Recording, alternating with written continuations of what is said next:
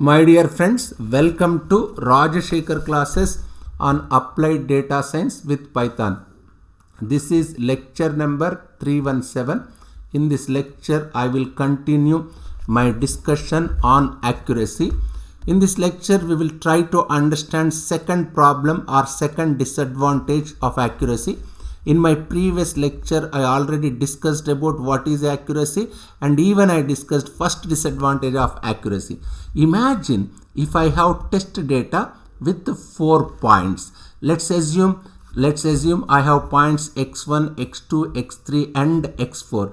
Let's assume for each of these points my y values are y value corresponding to x1 is 1 and corresponding to x2 is 1, corresponding to x3 is 0, corresponding to x4 is 0. These are the original y's. These are the labels corresponding to x values, isn't it? So x1 x2 belongs to your class 1. Class 1 means I can say it is positive class. Class 1 in the sense it is positive class. Whereas x3 and x4 belongs to class 0, that is I can say these are x3 and x4 are related to negative class. Let me assume this is my test data set. This is my test data.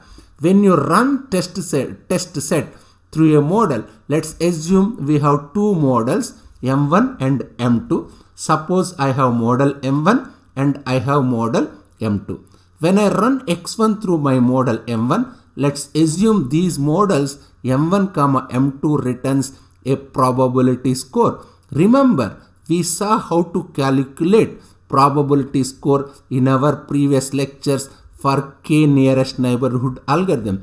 We saw an example on how to calculate probability score. Let's assume these models do not return 1 or 0. These models do not return 1 or 0. They actually returns probability score. Given a data point xq, what they return is probability that yq equal to 1. I will repeat, this point is very important. Given a data point xq, what they return is probability that yq equal to 1, isn't it? Let's assume these models returns probability scores. How many models are there? There are two models. Let's assume model 1 returns a probability. This point x1 belongs to class 1. x1 belongs to class 1 is 0.9. x1 is actually belongs to class 1. x2 belongs to class x2 is actually belongs to class 1, and it says probability that x2 belongs to class 1 is also 0.8, which is high. It's more than 0.5.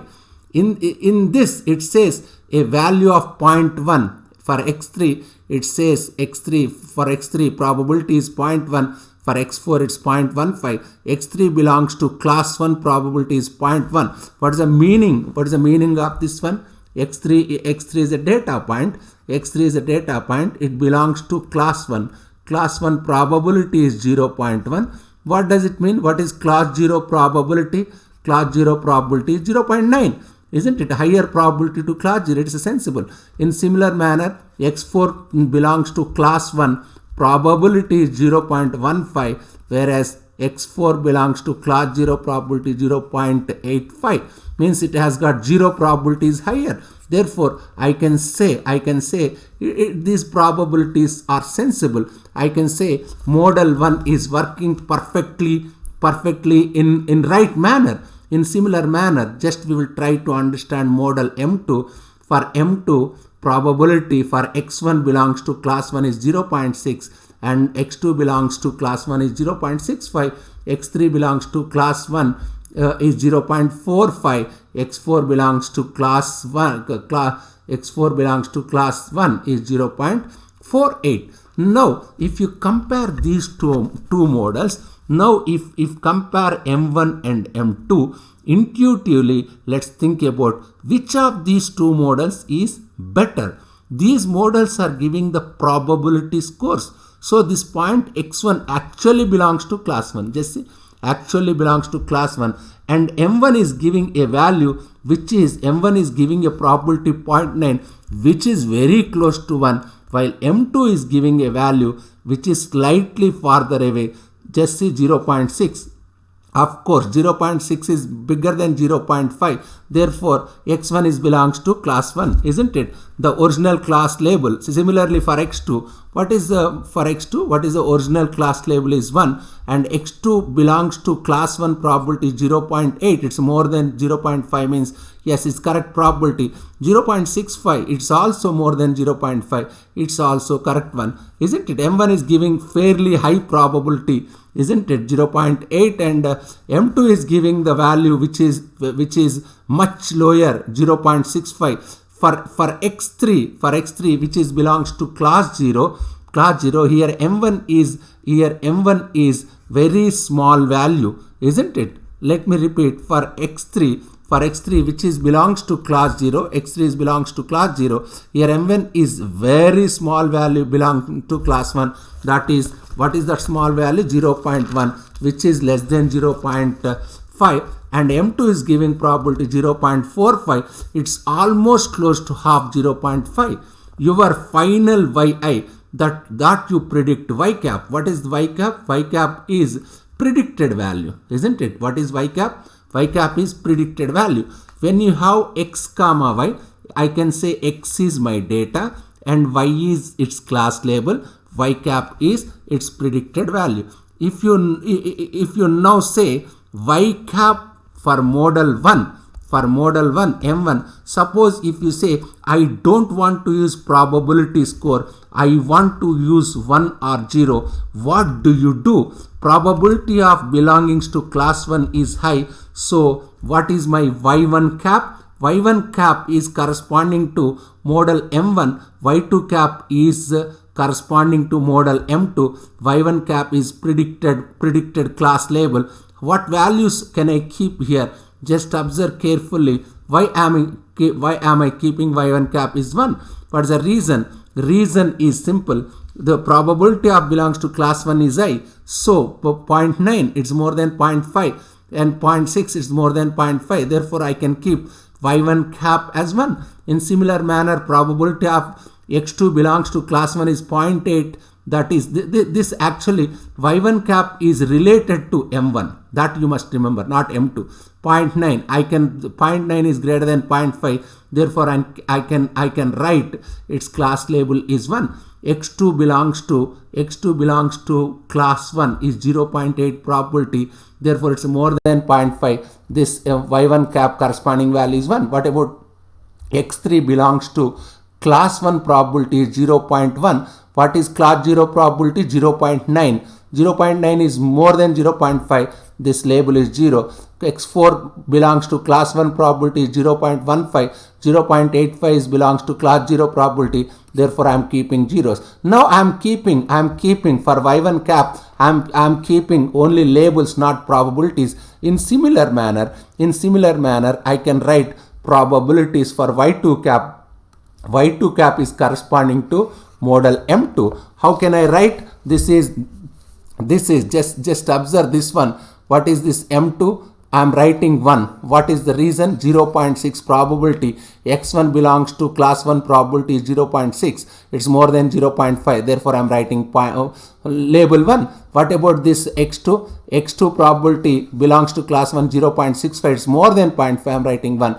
What about x3? x3 probability belongs to class 1 0.45. It's less than 0.5. I am writing 0 class.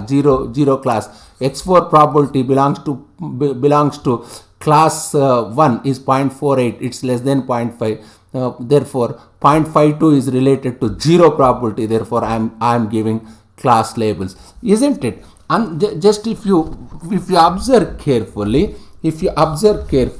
actually predicted values are exactly same, isn't it? Actually predicted values, just see, you are getting same 1100. You are getting same predicted values, isn't it? Actual predicted values are exactly same between these two models.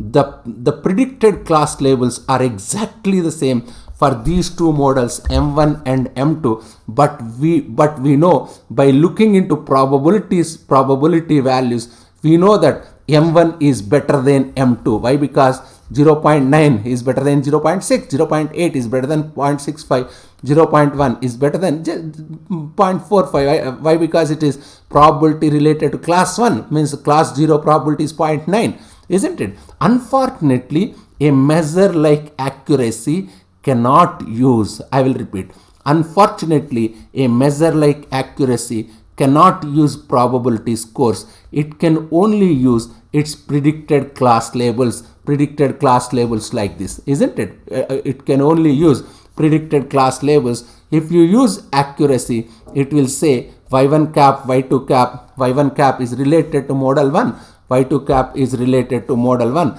M1 and M2 has accuracy, same accuracy. If you use accuracy, if you use class labels, M1 and M2 has got same accuracy, but we know M1 is better than M2 by looking at the probability scores. Accuracy has no way that can use probability scores. We learn other metrics which can use probability scores. These are the two major fallacies. These are the two major drawbacks. What are the two major drawbacks of accuracy? First drawback, it's not working for imbalanced data. We should never use accuracy and model for the models which returns probability scores. Means I can say models return probability scores. For those models, accuracy may not be the best possible metric. There are other metrics that we will see, like log loss in our future classes.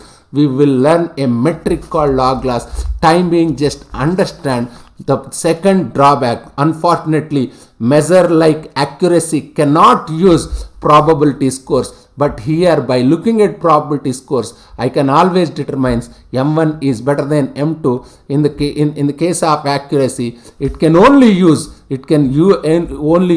predicted labels. If you observe predicted labels, there it says both models showing same accuracy. In reality, which is not true if you look at its probability values. Just go through this lecture. If you have any difficulty, please keep a comment. Thank you very much.